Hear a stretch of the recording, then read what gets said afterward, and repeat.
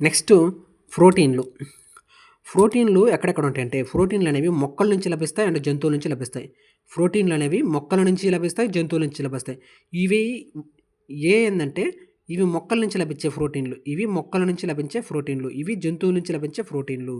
మొక్కల నుంచి లభించే ప్రోటీన్లు ఏమిటి అంటే శనగలు, శనగలు ఇవి చూసారు కదా, ఇవి శనగలు. ఇవి చూసారు పెసలు, ఇవి పెసలు. ఇవి వచ్చేసరికి కందులు, గ్రీన్గా ఉండే పెసలు. ఈ కలర్లో ఉండే ఏమో కందులు. ఇవి వచ్చేసరికి చిక్కుళ్ళు, ఇవి వచ్చేసరికి సోయాబీన్స్, సోయా చిక్కుళ్ళు.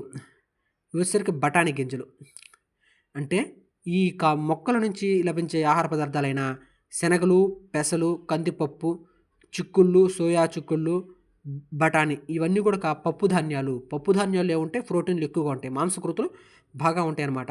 ఈ పప్పు ధాన్యాలలో మాంసకృతులు బాగా ఉంటాయి.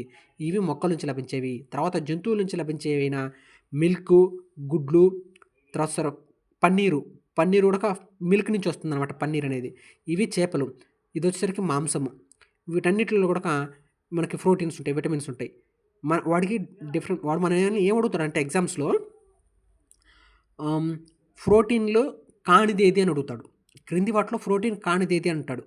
అంటే ఇవి ఇందులో కొన్ని 3 ఇస్తాడు, మిగతాది వేరేది కార్బోహైడ్రేట్ కానీ ఏదన్నా ఇస్తాడు. దాన్ని మనం గుర్తుపట్టాలన్నమాట.